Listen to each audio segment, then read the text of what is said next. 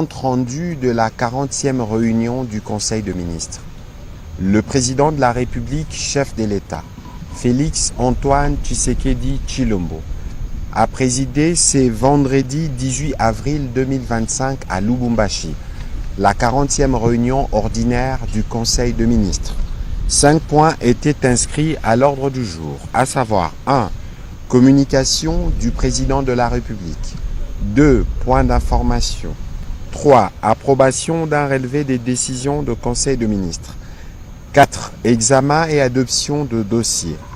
5. Enfin, examen et adoption de textes. La communication du président de la République a porté sur 3 points principaux, à savoir 1. De la 37e session du Conseil national du travail. Le président de la République a commencé par saluer solennellement la tenue de la 37e session ordinaire du Conseil national du travail, dont les travaux préparatoires débutés le 8 avril 2025 ont été déjà clôturés pour laisser place aux travaux proprement dits qui se dérouleront du 21 au 24 avril 2025. Ces cadres tripartites réunissant le gouvernement, les représentants des travailleurs et ceux des employeurs demeure l'une des expressions les plus vivantes de notre démocratie sociale.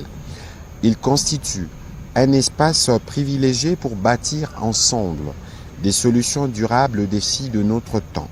À ces sujets, le président de la République a insisté pour que ce conseil soit bien plus qu'un rendez-vous institutionnel. Il doit être un moment d'écoute sincère, des propositions audacieuses et d'engagement ferme.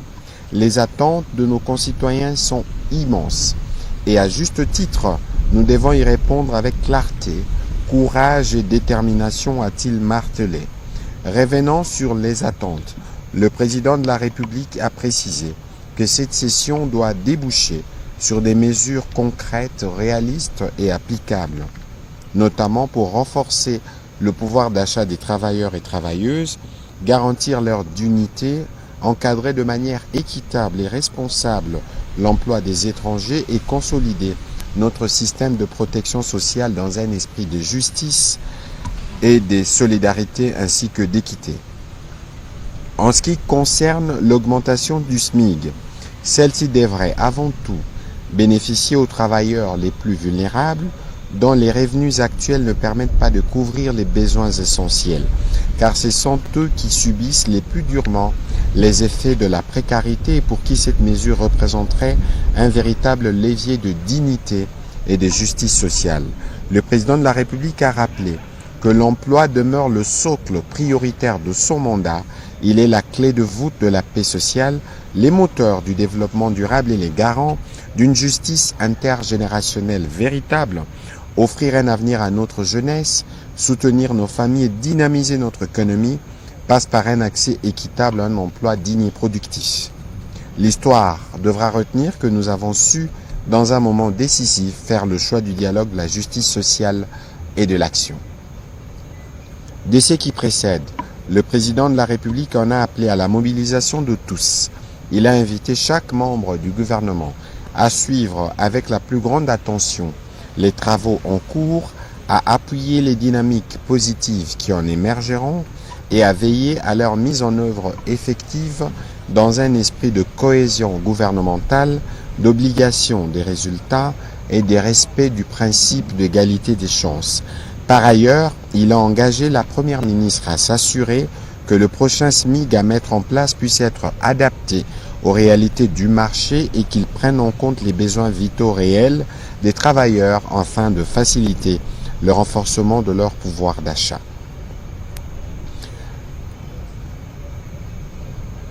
Le deuxième point de la communication du président de la République a porté sur la nécessité pour le gouvernement de continuer à travailler pour apporter les réponses aux populations congolaises.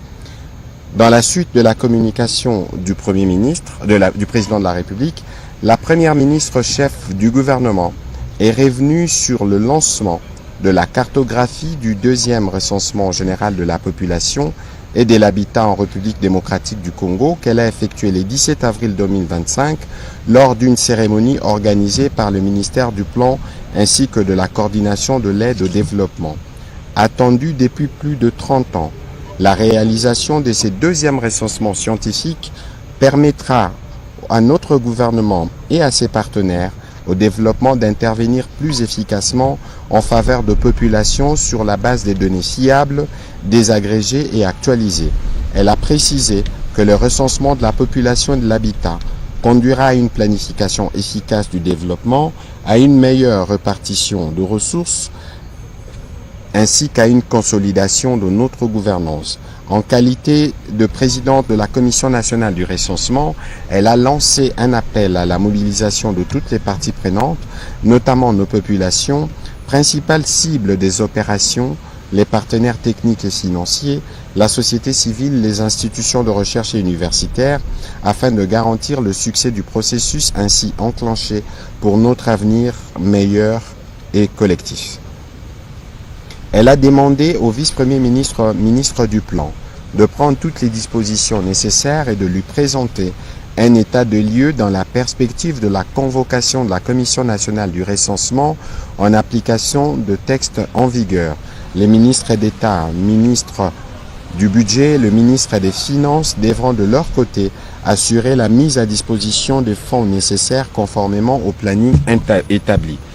Sur un autre chapitre, elle a évoqué le réengagement de notre pays dans la Convention du Cape Town.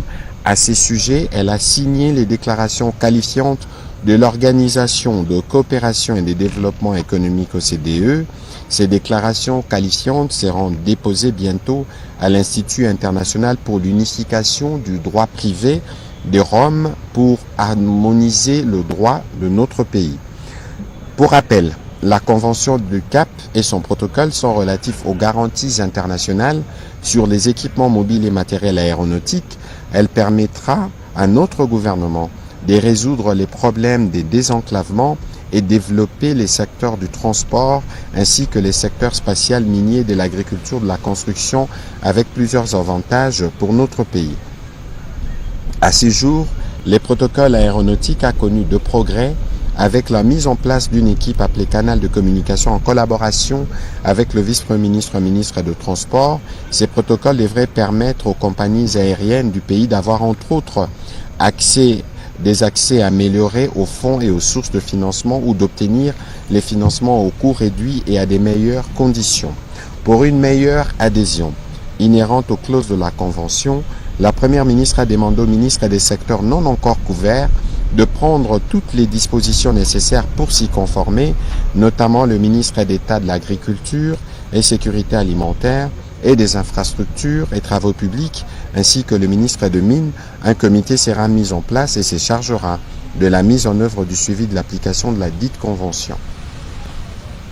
Au chapitre de points d'information, le vice-premier ministre, ministre de l'Intérieur, a commencé par donner l'état d'esprit de la population qui a été marqué à la lumière de la notification officielle de la désignation du président togolais Faure Gnassingbé par le président de la Commission de l'Union africaine comme nouveau médiateur dans la crise entre la République démocratique du Congo et le Rwanda en remplacement du président angolais João Lourenço. Au plan politique, il a mis en œuvre les séjours du chef de l'État à Lubumbashi pour une mission de travail. Passant en revue la situation sécuritaire du Haut-Katanga, qui est globalement calme, le vice-premier ministre a fait mention de l'activisme de Mai Mai Bakata Katanga et Fakat dans les territoires de Pweto Mitwaba et Kasenga. Des instructions ont été données pour y mettre fin. Revenons sur les dégâts de pluie diluvienne du 4 au 7 avril 2025 et qui ont causé d'importants dégâts humains et matériels dans la province de Kinshasa, Chopo, Sud Kivu, Tanganyika, Congo central. Une cellule de crise a été constituée. Elle s'est réunie d'abord autour de la Première ministre le 14 avril 2025, ensuite autour du président de la République le 15 avril pour une évaluation globale de la situation et l'identification des actions urgentes à entreprendre. Il a été ainsi constaté que la crise est aggravée par des pratiques inappropriées, occupations désorganisées, installations en zone non édificandie, dépôts sauvages des déchets, absence de drainage, etc. et par une urbanisation désordonnée héritée des longues années.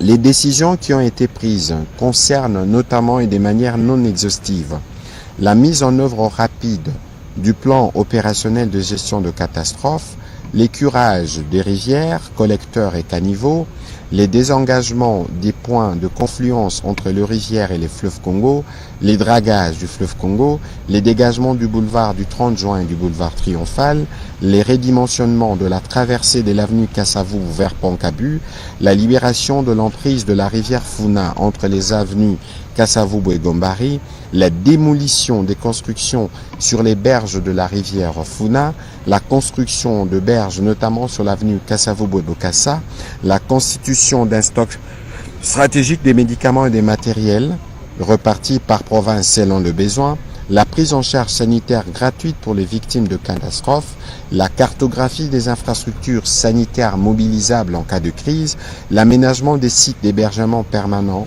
la création des stocks alimentaires et sanitaires permanents dans chaque province, l'opérationnalisation urgente de la Direction générale des secours et incendies et du corps de sapeurs-pompiers. Toujours sur ces chapitres sécuritaires, le vice-premier ministre de la Défense nationale est quant à lui revenu sur la situation des opérations militaires dans les différentes zones, spécifiquement dans la partie est du pays, dans la périphérie de Kinshasa, par les opérations de traque contre le milicien Mobondo qui continuent. Au sujet de la situation épidémiologique, le ministre de la Santé, Hygiène et Prévention sociale a présenté la situation épidémiologique générale en République démocratique du Congo. Par rapport à la semaine précédente, la tendance du Mpox à la 14e semaine est marquée par une diminution de cas suspects passant de 2099 à 1453. Cette tendance à la baisse est observée depuis 3 semaines. Dans le Haut-Katanga, les cumuls de cas suspects a atteint 3495 et 84 décès, soit une létalité de 2,4%. Quant au choléra, comparé à la semaine passée, la tendance à la 14e semaine connaît également une baisse du nombre de nouveaux cas, passant de 1233 à 1134 cas suspects, dont 32 décès, soit une létalité de 2,8%. Dans le Haut-Katanga, 59 cas suspects ont été détectés, dont 19 confirmés cette semaine. Aucun décès n'a été enregistré. Par la suite, le ministre de la Santé, Hygiène et Prévention sociale a particulièrement passé en revue la situation sanitaire dans les provinces du Nord et Sud Kivu, ainsi que dans la ville-province de Kinshasa. Au Nord Kivu, il a été déploré l'attaque de l'hôpital de Kishero par les occupants sous prétexte de la recherche de FARDC et de Wazalendo, cachés au sein de cet hôpital, occasionnant les décès d'un malade blessé par arme. Il a également été signalé les décès des hippopotames dans la zone de santé des Binza à Goma. Note d'information relevant du secteur de l'éducation nationale. La ministre de l'Éducation nationale et Nouvelle Citoyenneté a fait part au Conseil de l'installation de la commission interministérielle chargée de l'élaboration de la politique nationale de l'éducation inclusive. Elle a indiqué que depuis 2019, le gouvernement a entrepris des réformes ambitieuses pour garantir un accès universel à l'éducation, notamment avec l'instauration de la gratuité de l'enseignement primaire dans les écoles publiques. Ces réformes ont priorisé la scolarisation des filles et la féminisation du personnel éducatif, ce qui a permis de progrès significatifs. À ce stade, des efforts sont déployés pour que des milliers d'enfants vivant avec un handicap, des troubles neurodéveloppementaux ou issus de communautés autochtones soient plus victimes de discrimination, de stigmatisation et d'exclusion dans les établissements scolaires, car leur situation est confrontée à l'inadéquation des infrastructures, à un personnel éducatif insuffisamment formé, à l'inclusion et aux mécanismes de financement ne prenant pas suffisamment en compte les besoins spécifiques de ces enfants. La ministre de l'Éducation nationale et Nouvelle Citoyenneté, représentée par son vice-ministre, a souligné que l'objectif sur lequel cette commission travaillera est celui de doter notre pays d'un cadre normatif permettant à tous les enfants, quel que soit leur état physique, mental ou social, d'accéder à une éducation de qualité dans un environnement respectueux de leur diversité. Les conseils a pris acte de cette note d'information. Pour sa part, le ministre de l'Emploi et Travail a informé le Conseil de la célébration de la Journée internationale du travail ce 1er mai 2025 sous le thème international reconduit depuis 4 ans, à savoir promouvoir le travail décent dans un monde à mutation. Au niveau national, cette célébration sera l'occasion de sensibiliser, de mobiliser et d'aiguiser le patriotisme de la masse laborieuse sur l'impérieuse nécessité de défendre notre patrimoine commun contre les velléités des ennemis de tous bords. C'est dans cette optique que le thème proposé au plan national est uni et solidaire pour la résilience en République démocratique du Congo. Cette célébration sera également l'occasion d'honorer la population congolaise en général et les travailleurs en particulier pour leur sens élevé de patriotisme et de résilience dont ils ont fait et continuent de faire preuve. Ainsi, au-delà des allocutions traditionnelles liées à cet événement, celui-ci connaîtra une particulière à travers les activités d'éveil patriotique et d'émulation qui sera désormais pérennisée, à savoir la décoration via les médailles de mérite civique, conformément à l'ordonnance y afférent, portant création du médaille de mérite civique pour tous les travailleurs qui l'auront mérité. Lancement des activités à l'exposition universelle 2025 d'Osaka au Japon. Le ministre du Commerce extérieur a informé le Conseil du lancement des activités de l'Expo universelle 2025 d'Osaka au Japon, où la République démocratique du Congo exposera sous le thème inspiré de vie, connaître de vie et sauver de vie. Il s'agit d'une vitrine exceptionnelle pour les 170 pays et organisations membres du Bureau international d'exposition, leur permettant de présenter leurs innovations et solutions pour notre société et de promouvoir les potentielles richesses de demain afin de capter l'attention des investisseurs et de mieux passer le message. La République démocratique du Congo présentera des solutions pérennes pour les développements durables dans les différents secteurs, notamment le mine, l'environnement, l'agriculture, le tourisme, la culture et l'art. Le Conseil a pris acte de cette note d'information. Célébration de la Journée mondiale de la liberté de la presse. Le ministre de la Communication et des Médias a pour sa part présenté la note d'information consacrée à la célébration de la Journée internationale de la liberté de la presse le 3 mai prochain sous le thème « Informer dans un monde complexe, l'impact de l'intelligence artificielle sur la liberté de la presse et des médias ». Dans ce cadre, il est prévu la tenue d'un forum national sous le thème « Le journaliste congolais face au défi de l'intelligence artificielle, information et désinformation en ce temps d'agression rwandaise ». Ce forum permettra aux participants d'échanger sur les défis actuels du secteur des médias et leur rôle dans la consolidation démocratique. En effet, malgré les avancées notables enregistrées par notre pays, la liberté de presse est actuellement fragilisée, notamment par les cas de violation dans les zones sous occupation et la désinformation. Organisé à l'initiative des organisations professionnelles en collaboration avec le ministère, le dit forum rassemblera des acteurs publics, privés, internationaux autour des enjeux liés notamment à l'exercice de la liberté de la presse en mettant l'accent sur la sécurité des journalistes, la lutte contre la désinformation, la documentation des violations en zone sous occupation. Le Conseil a pris acte de cette note d'information. Au troisième chapitre du Conseil de ministres de ce jour, relatif à l'examen et à l'approbation de textes, les conseils d'un relevé des décisions plus tôt, le Conseil de ministres a approuvé le relevé des décisions de la 39e réunion tenue le 11 avril 2025. Au quatrième chapitre du Conseil de ministres de ce jour, relatif à l'examen et à l'adoption de 2 dossiers, premier dossier relevant du secteur des hydrocarbures, les ministres des hydrocarbures a soumis au Conseil les dossiers sur la lutte contre la contrebande des hydrocarbures dans la zone d'approvisionnement sud de la République démocratique du Congo, par l'imposition des scellés électroniques sur les camions-citernes, par l'interfaçage au monitoring SIGOIL et la mise en place de l'application RFID. En effet, l'entrée clandestine de produits pétroliers aux différents postes frontaliers engendre une perte économique estimée à plusieurs centaines de millions de dollars par an. À ce jour, les volumes de la zone sud sont officiellement évalués à près de 120 000 mètres cubes par mois, alors que les estimations réelles dépasseraient le 300 000. Ainsi, afin de lutter efficacement contre cette fraude, le ministre des Hydrocarbures a proposé une réforme novatrice basée sur les scellés électroniques.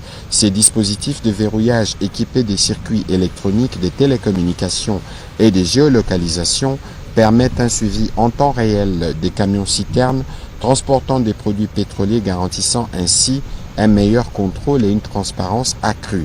Il a martelé sur le fait que grâce à l'application SigOil, ces services disposeront des informations avérées pour détecter les éventuelles fraudes et ou incohérences, sécuriser les transports d'hydrocarbures, gérer la chaîne d'approvisionnement et émettre les rapports et statistiques nécessaires, améliorer les mécanismes d'octroi et de renouvellement des autorisations et permis des acteurs du secteur, collecter les données permettant de confirmer la conformité des activités des acteurs du secteur et centraliser les indicateurs de performance.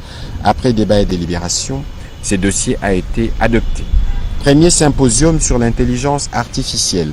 La ministre déléguée près le ministre des Affaires étrangères en charge de la coopération internationale et francophonie a pour sa part soumis au Conseil le dossier relatif à l'organisation du premier symposium sur l'intelligence artificielle qui se tiendra prochainement à Kinshasa sous le thème « L'intelligence artificielle et son expansion mondiale. Opportunités et menaces face aux enjeux de la cyberdéfense, de la coopération internationale, de l'éducation et de l'emploi dans un pays riche en ressources naturelles ». Elle a mis l'accent sur le 8e point de la résolution sur les situations de crise de consolidation de la paix dans l'espace francophone prise lors du 19e sommet tenu à Villers-Cotterêts en 2024, qui souligne l'importance de renforcer la coopération internationale dans les domaines des technologies numériques et de l'intelligence artificielle au bénéfice de la paix et de la sécurité. Il nous revient donc de déterminer la manière dont nous souhaitons porter cette révolution et les conditions auxquelles nous souhaitons que l'intelligence artificielle s'intègre dans notre société. D'où la nécessité de réfléchir ensemble avec les partenaires de tous les horizons à une approche commune pour une intelligence artificielle responsable et éthique dans tous ses aspects, notamment la gouvernance, la réglementation, la sécurité, l'accès à la technologie ainsi que les opportunités économiques. Ce symposium s'étalera sur 4 jours avec plusieurs panels abordant une quinzaine de sous-thèmes. Les travaux techniques préparatoires prévoient la participation de parties prenantes pour peaufiner les termes des références et évaluer un budget. Le rapport final sera soumis à qui de droit pour disposition. Après débat et délibération, le Conseil a adopté ces dossiers. Au chapitre de l'examen et adoption des textes. Des projets de textes relevant du secteur de la justice. Le ministre d'État, ministre de la Justice et garde-sceaux a soumis au Conseil pour examen et délibération 2 projets de loi. Le premier portant modalité d'application de l'état d'urgence et de l'état de siège en République démocratique du Congo. Ce projet vise à combler l'absence du cadre institutionnel approprié, rendant ainsi difficile, complexe et parfois inefficace la gestion de l'état d'urgence et l'état de siège dans notre pays.